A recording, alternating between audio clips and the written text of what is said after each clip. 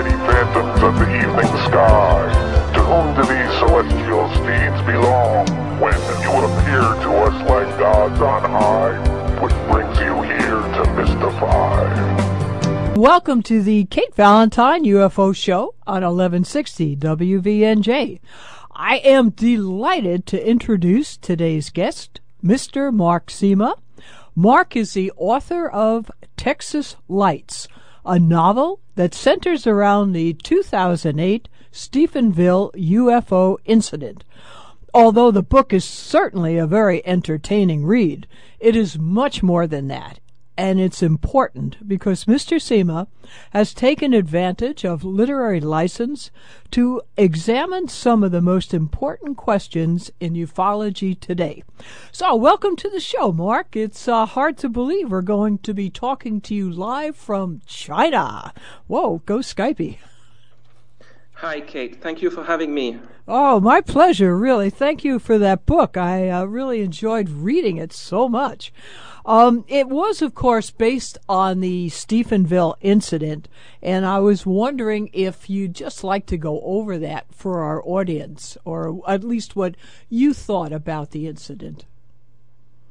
Yes, of course. I mean, I'm sure many listeners still remember what happened 5 years ago in Stephenville, Texas. I believe it was the most impressive or massive UFO sighting since the 1997 Phoenix flights.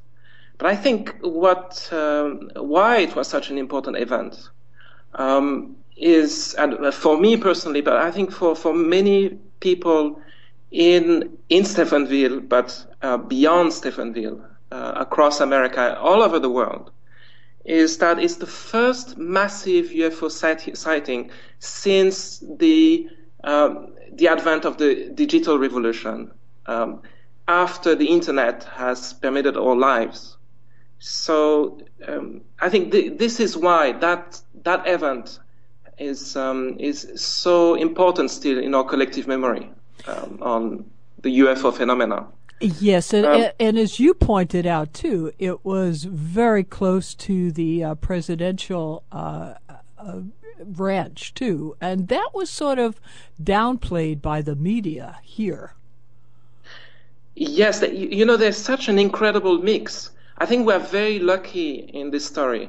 We are lucky because we have this wonderful journalist, Angela Joyner, very credible, very local, who knows everybody, who knows the witnesses, and she's going to do this very important work in the first days.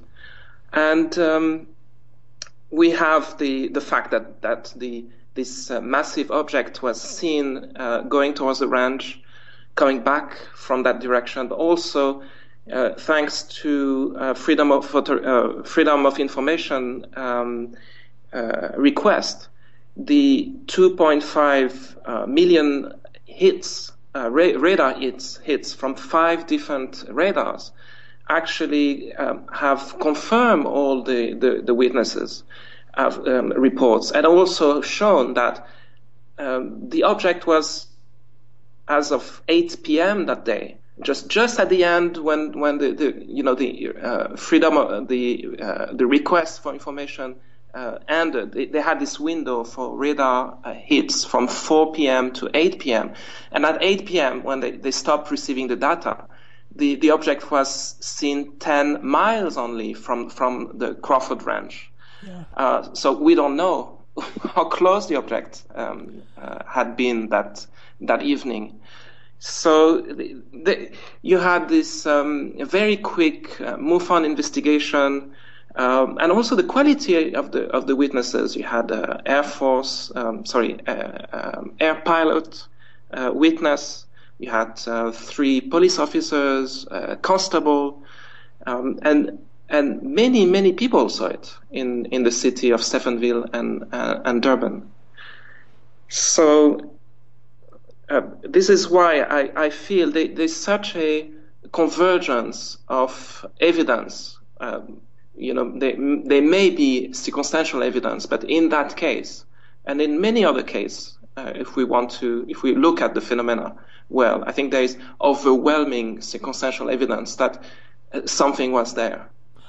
Oh, that a UFO was there. I don't think anyone well, I guess people can deny it, but they do sound somewhat silly when they do.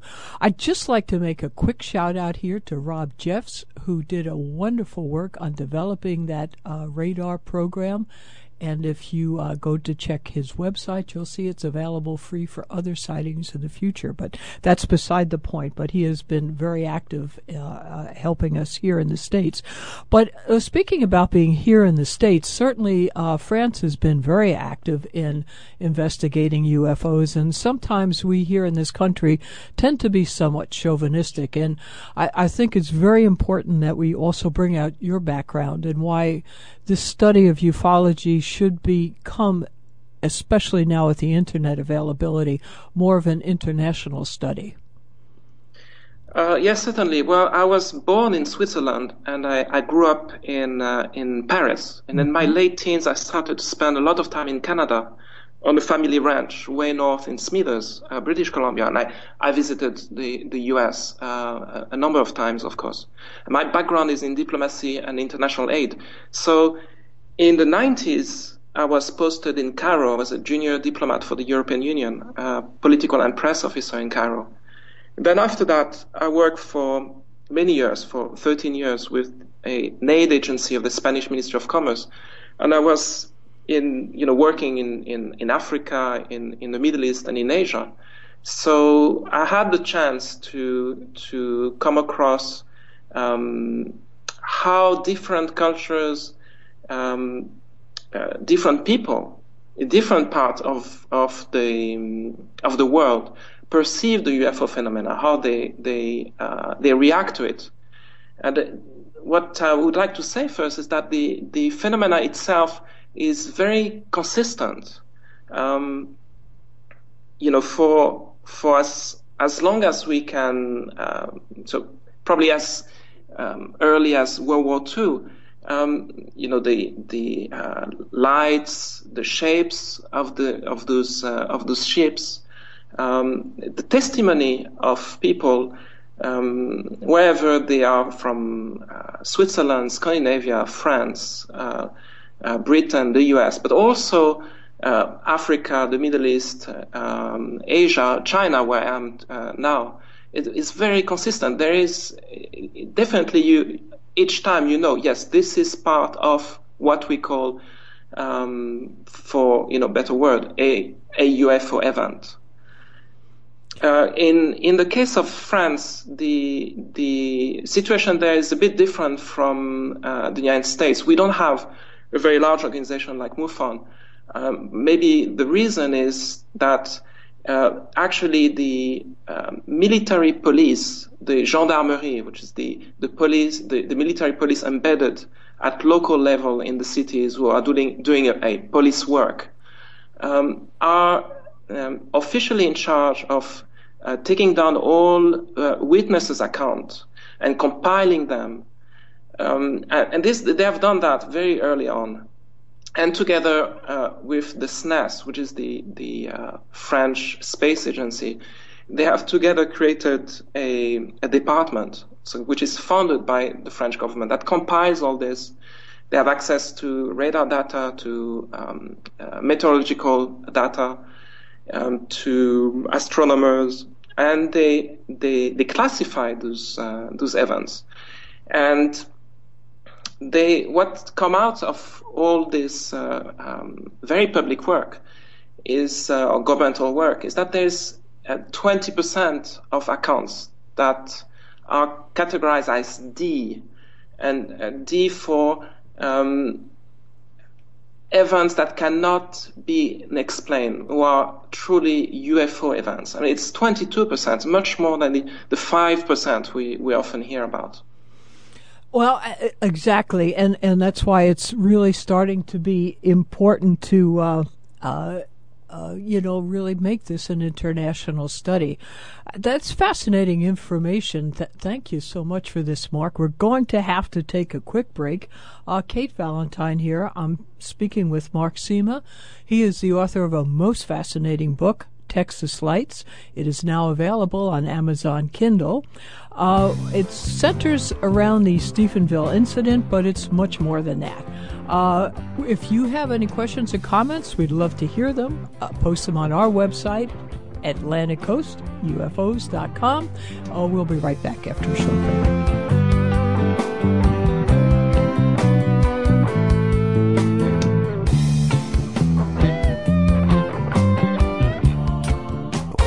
Hi, welcome back to the Kate Valentine UFO Show on 1160 WVNJ. Our guest today is Mr. Marc Sima.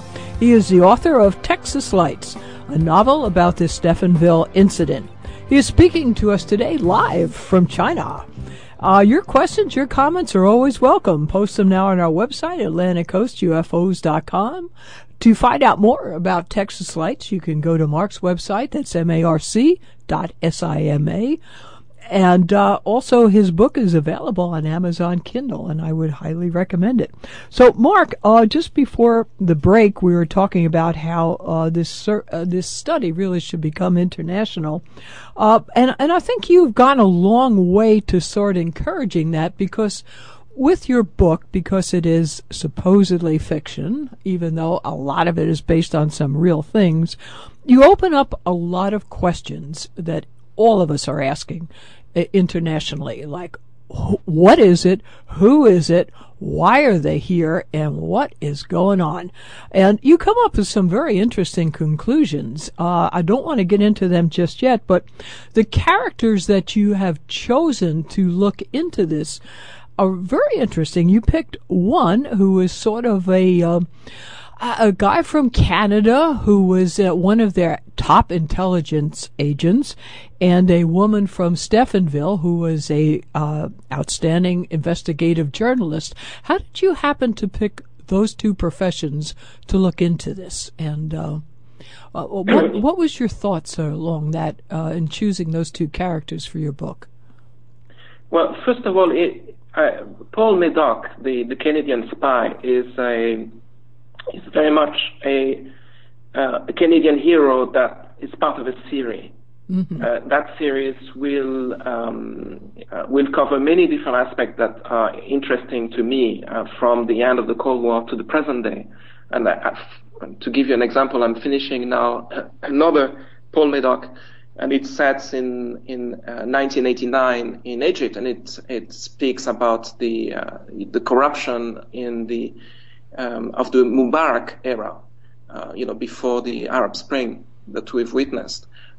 So, in a sense, for me, with sending Medoc to Stephenville in 2008, it was to look at an event and to look at it as any other kind of subject that could be of interest to an intelligence officer who needed to get answers back to his government, what had happened that day.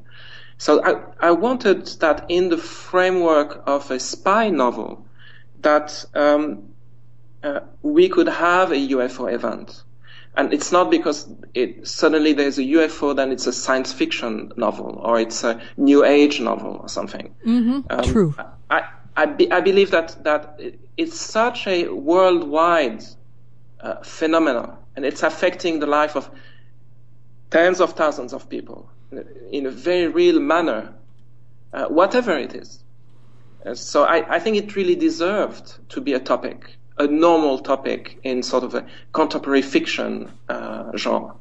So Medoc is sent to Stephenville because that's obviously it's fiction.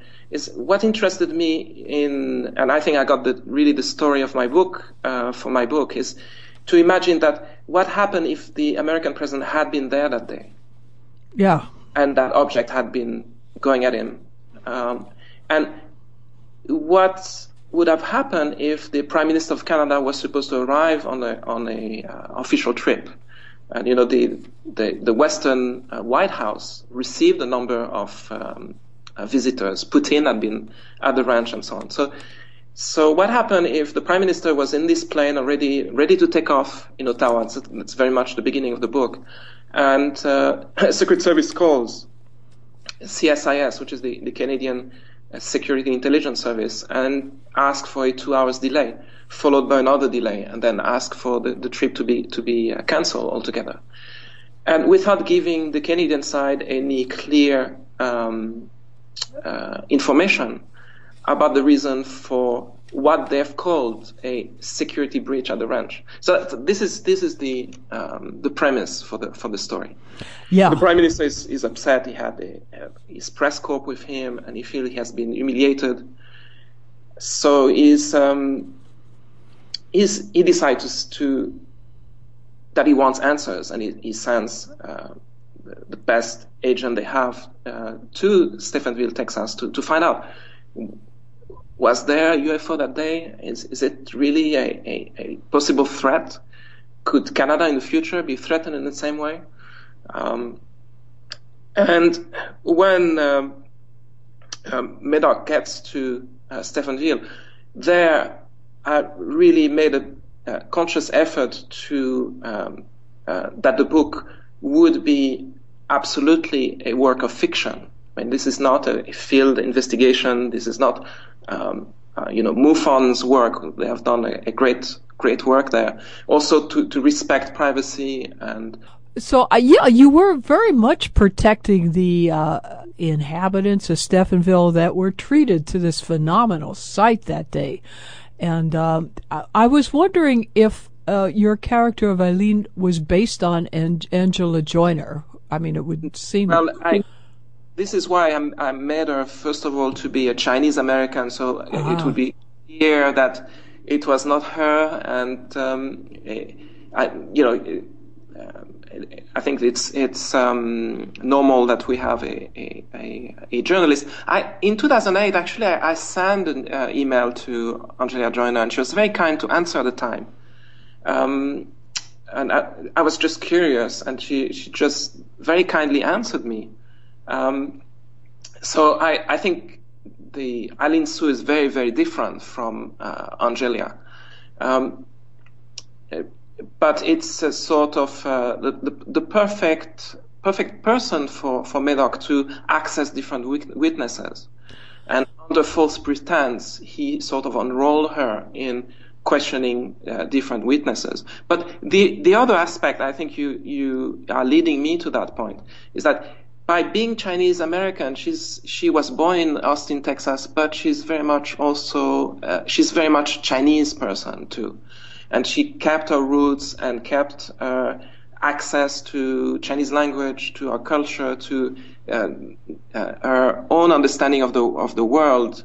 She knows Asian philosophies. She understands Buddhism, and through her, we have the opportunity in the book to investigate how Asia looks at aliens stories, at UFOs. Is it different or not? And I think it is quite different. And through her character, I'm able to bring that up. I think the main difference is that for Buddhists, and I don't know how many there are all over the world, but for some account there can be more than 1 billion people. In Buddhism, you have not one world like we have. There are 6 worlds, and the human world is only one of them. And the creatures from the different realm, the different worlds, interact with one another. So when some people have asked Tibetans or Buddhists from China, what do you think about alien beings living in our world? Usually they answer by saying, of course, obviously there are other people, other creatures, other intelligent beings visiting. This is part of the creed, really, of Buddhism. Yeah, it's hard for us to accept that because we're so steeped in our own culture here. Kate Valentine speaking with Marc Sima, author of Texas Lights on 1160 WVNJ. But I think that was a great, again, by writing a so-called fictional explanation of this event, this did allow you a great leeway to really look into this and to bring your own thoughts on this matter out for everyone to take a peek at? I've lived in the Middle East for about 20 years and working there.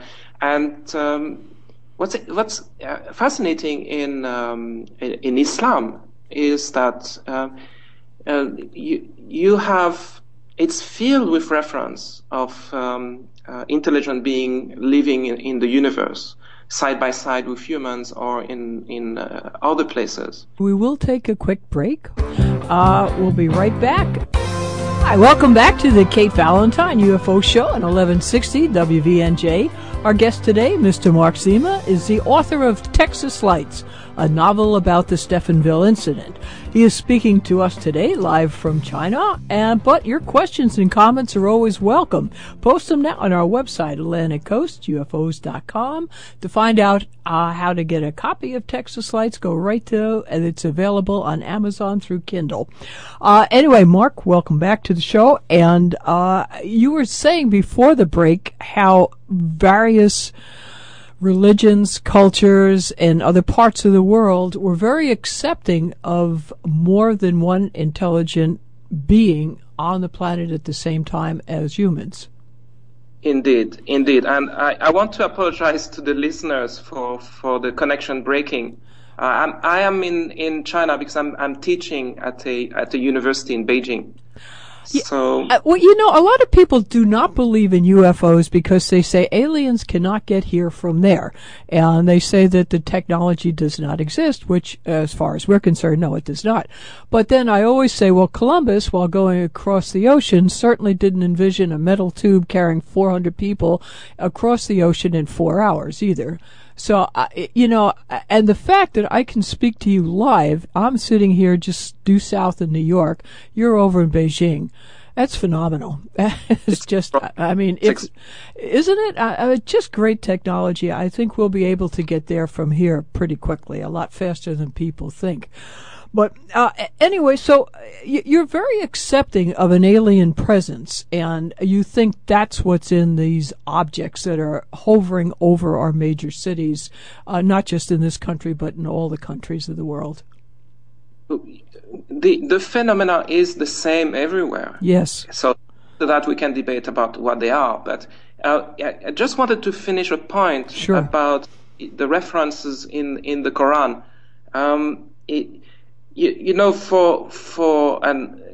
in Surah 41, it says, and among his signs is the creation of the heavens and earth and the living creatures that he has scattered through them, and he has power to gather them together when he wishes. So, and you have all the references of guardians in the sky, and it's not. The Quran is not speaking there about angels. It's really talking about other creatures that are living in distant places from the earth. And on earth itself, there is another creature that has been created before human beings called the jinns. And the jinns, when man was created from clay, molded mud, and the jinns were created before man from flaming fire. Even Islamic law has a section dealing with the interaction between man and jinns. So just to give you a snapshot that in many parts of the world, just the idea of visitors or other intelligent species is very much part of everyday culture.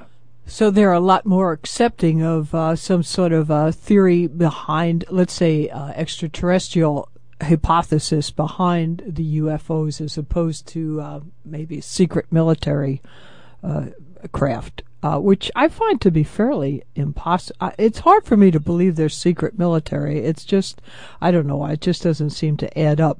But the other thing that you brought out in your book is that when people are abducted, when they have interactions with these beings, they're so otherworldly that these people are made out to be somewhat crazy, really. For example, one of your characters, Sam Wozniak, is abducted. He's taken aboard a craft. He meets the love of his life, which happens to be, I believe, a 16-foot black alien. They manage to have a child, and he tells this to an intelligence officer from the United States that this is what happened to him. And of course, the man looks at him like, well, like he is totally insane. And in actuality, according to your book, this is what actually happened to this man. And it does sound so crazy that, like I'm sure even people themselves can't believe it happened to them. It's just so, and so that's out of our Western culture. So what you're saying is from people in different cultures, it might be somewhat more believable. Yes, because in popular culture, in some part of the world, in Africa, everywhere in Africa, you have spirits interacting and abducting humans. But in Islamic countries as well, you have interaction, even mating, love affairs between man and jinn. So yes, indeed, much more accepting. The popular culture of those places, believe that some strange interaction do happen. But sort of to get to the meat of your book, or the part that I felt was the most important, was that through his investigations, Paul found out that there was indeed a superior intelligence of some sort that he then described as a sentient machine. I think the character that brought this out in your book was based on John Mack, and who did quite a study of abductees and came to a conclusion that these people actually had something happen to them, that they were not insane. And this is a conclusion that John Mack was also reaching when he met an untimely end in London. And but I thought that was great that you did base a character on him, and that you did come up with the idea of a sentient machine. Well, I had to. I'm not saying that this is the truth. I'm just. I tried to figure out while I was writing what they could be. So, as I was interested also to bring in the theme of abduction, which is very troubling for many people and a little bit scary. And I think humor. Is important at certain point. That's why I think the scene with the lunch with the head of Secret Service and and Wozniak, I think is pretty funny. It was very funny. It was very, very funny. Because those matter are extremely traumatic for the people involved. And I have to say, there's been no account of abduction in Stephenville by anybody. That never came up in the MUFON investigation or afterward. So that's very much part of an addition, fiction addition that I added to the book. Also, what has interested me for a very long time is the use in therapy of hypnosis, and the great work that Dr. Milton Erickson has done in the 50s, 60s, all the way to the 80s to bring back hypnosis to the fourth. And I know it's been used also for not very good purposes by intelligence agencies. So it is. I mentioned that Paul Medoc uses hypnosis in his work. But he tries. Of course, he's tormented by it, but he tries to use it in a good way.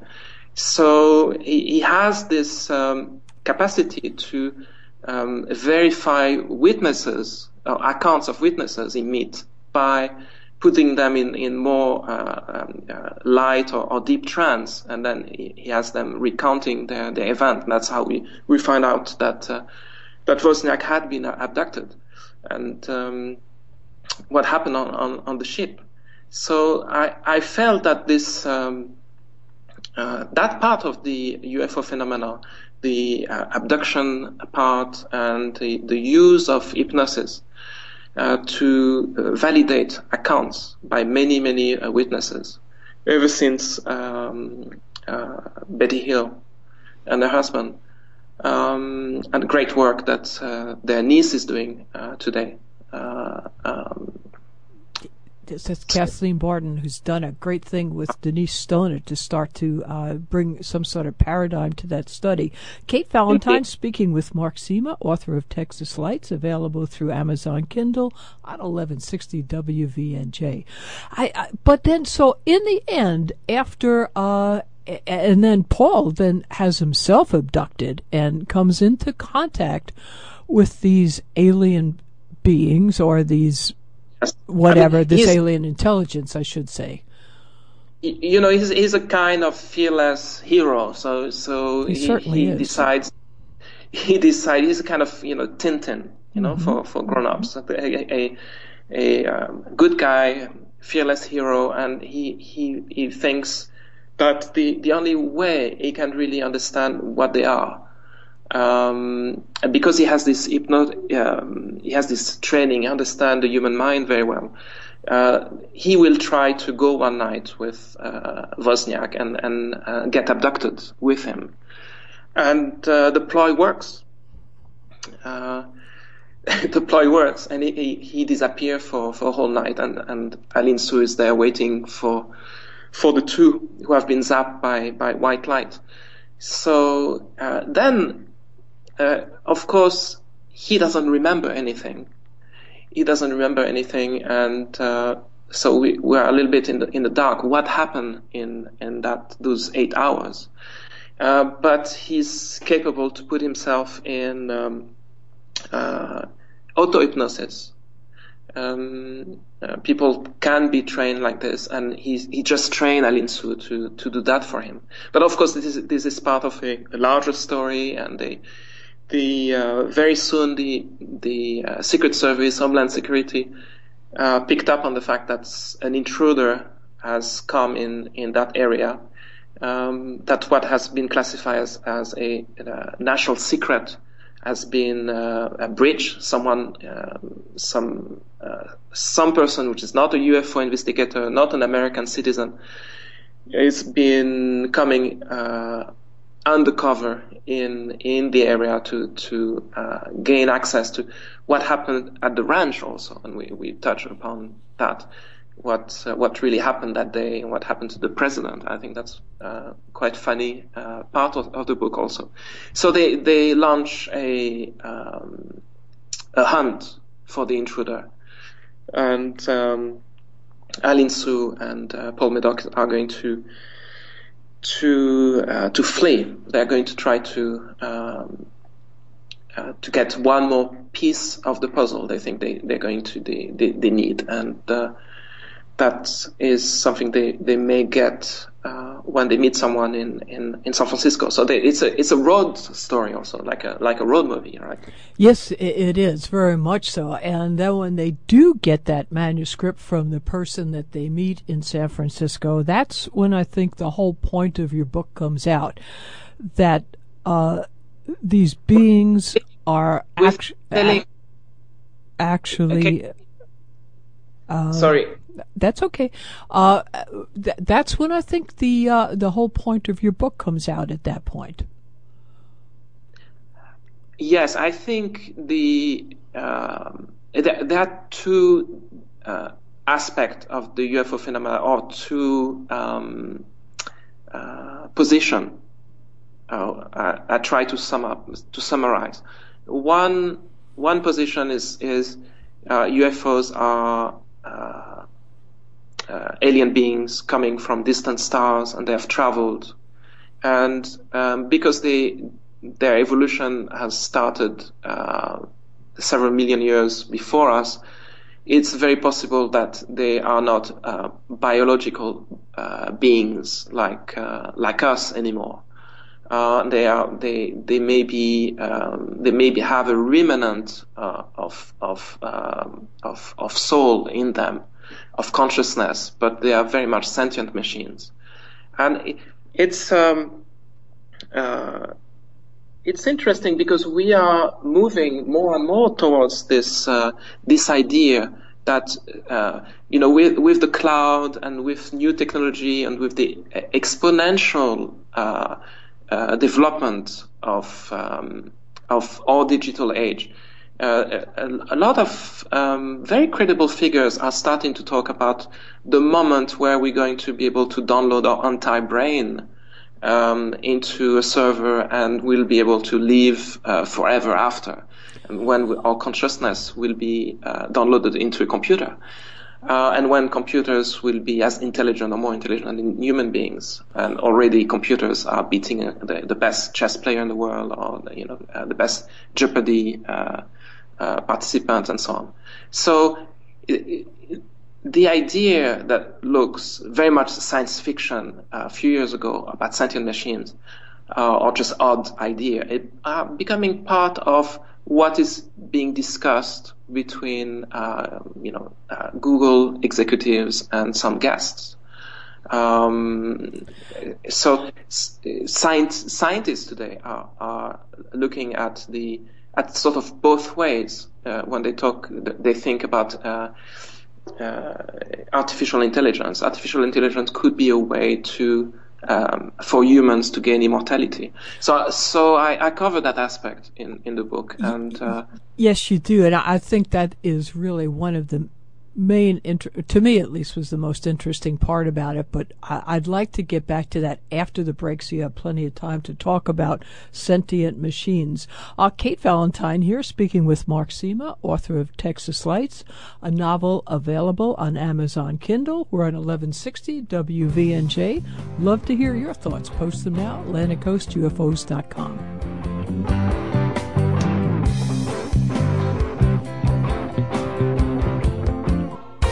Hi, back with the Kate Valentine UFO Show, 1160 WVNJ. Mr. Marc Sima is our guest. He is the author of Texas Lights, available on Amazon Kindle. Marc, just before the show, before the break, you were talking about sentient machines. That's fine. I could get that. I could understand having a very high-powered computer going out in some sort of a craft, traveling the universe. But the point that you made was that these sentient machines were created somewhere along the line by living sentient beings, and that what they don't have is a living soul, and that is what they are here to collect from us. Not so much soul in a religious sense, but soul in the idea of a living being being aware that it is alive. And I thought that was a very interesting point. Several other guests on the show have felt the same way that you do. And I really wanted to bring that up before the show ended, because that was the point of your book as far as I was concerned.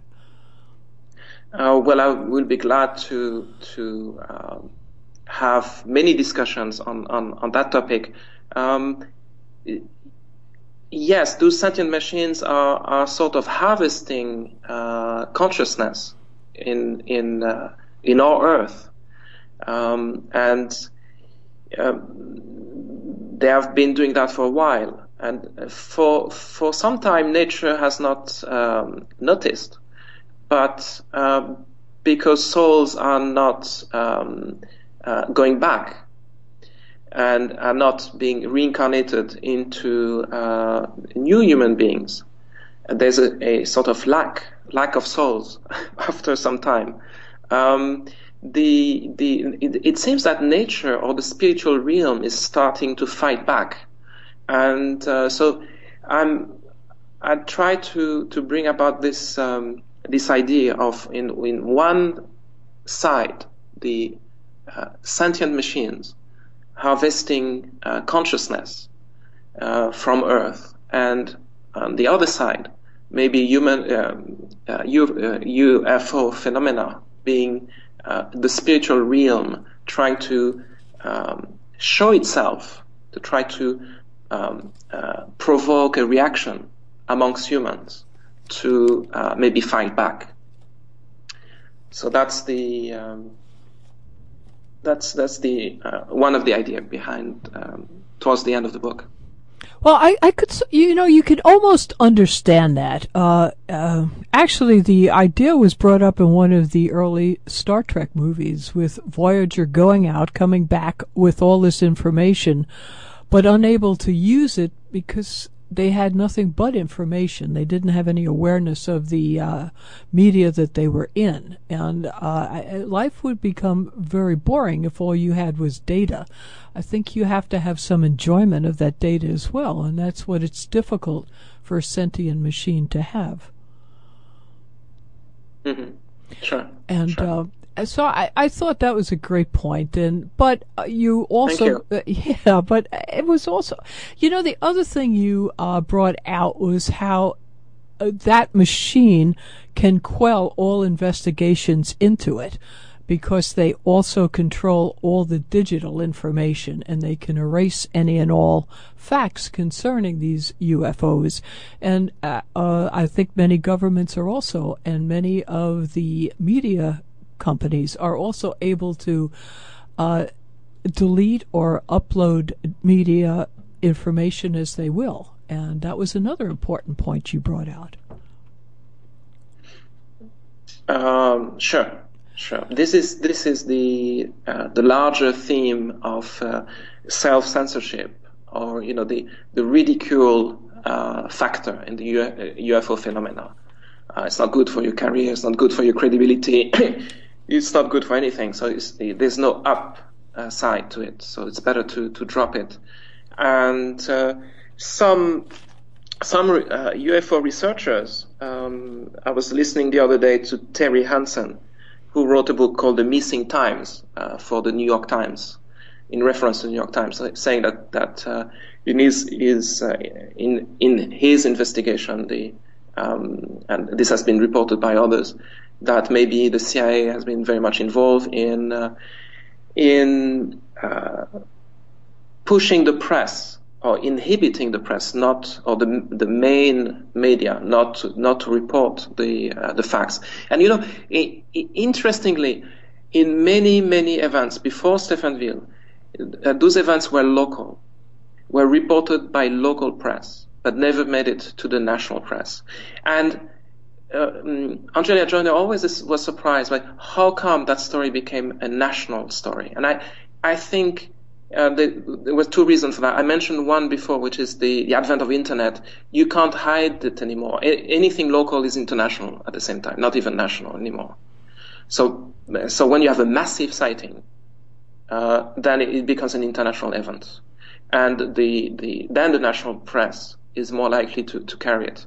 And then it came in just after the 2007 disclosure, Washington DC press conference, where you had a number of very important figures that came forth from the Rendlesham Forest, from the Belgium Wave, the head of the Belgium military, Air Force pilots and Air France pilots, and all, one after the other, they would come up, and as very important people, very prestigious people, would say, yes, we saw it. Yes, we don't know what it is. Yes, definitely it was not from here. When you have, that, I think that was December 2007. So very close to the time of the Stephenville event, when you have this Belgium Air Force general, is the head of the Air Force, and says, well, for a number of months we had this large triangular object that everybody saw, and our jet fighters could never catch up with.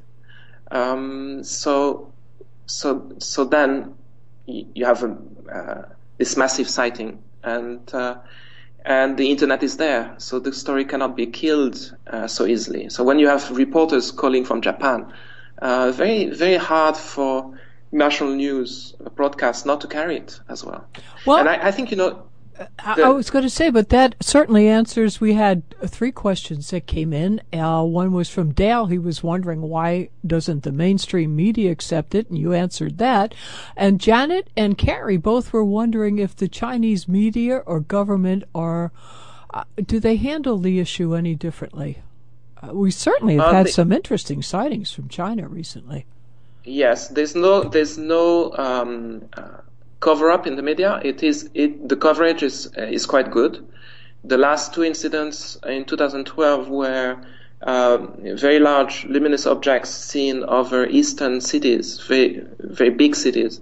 And those objects were big enough so commercial airplanes were diverted, could not land. And that was reported everywhere, and on TV and local TV and in the press. And we had this massive sighting on the border with India in the Himalaya. That was reported widely also. So there is the phenomena is the same, and it is reported. It is reported. And so it is not deemed very it's not a sensitive issue that is not going to be talked about. To the contrary. Yeah. I think sometimes governments don't, because they don't know what it is either. There's a large movement in this country for disclosure, but I'm wondering how much the government actually has to disclose. I wonder how much they do know. Well, maybe the one of the best answer to that comes from Canada. Comes from Medoc's country, because in the 50s, from 1950 to 1962, you have an official investigation with a Canadian called Wilbert Smith, and this is a radio engineer, and he's going to build in Toronto a tower to pick up a magnetic field signal. But his official, so he's going to spend a lot of official money to do this. But this comes from after a conversation with an American gentleman in the September 15, 1950, called Sarbacher. Sarbacher is a U.S. Research Development board member. Very impressive background. It's an official meeting organized by the Canadian Embassy in Washington. And Sarbacher says that he's confirming earlier reports. Those are real reports. We don't know what they are. But what Sarbacher confirmed is that flying saucers existed. 2, they didn't originate on Earth. And 3, they were the subject, the most highly classified in the U.S. government at the level higher than the H-bomb. So after that conversation, the Canadian government was moved enough to allow a 12 years investigation led by this Wilbert Smith. Well, I guess that does answer it. And unfortunately, Marc, I'd like to speak to you for another few hours, but we've come to the end of this one. It's been great fun speaking with someone all the way from China. I want to thank you again for your book, Texas Lights, available Kindle, Amazon, and is there a website people can go for more information about you and Paul Medoc books? Yeah, I think Amazon, and I have a blog also, Marc Sima. You can find me easily on Twitter, on Facebook, everywhere. Okay. And it's $2.99 on Amazon. That's a real bargain again. So again, thanks to Bill and Dave, who have figured out how to handle the Skype call. I am very impressed. Thanks to our sponsors. As always, thank mostly to you for all your comments, your questions. Have a wonderful weekend. We'll see you next Friday at 1. Our guests will be Kevin Gage and Chad Meek. Tell us about their upcoming movement, Giant Rock Moving. Till then, keep your eye on that sky. Bye.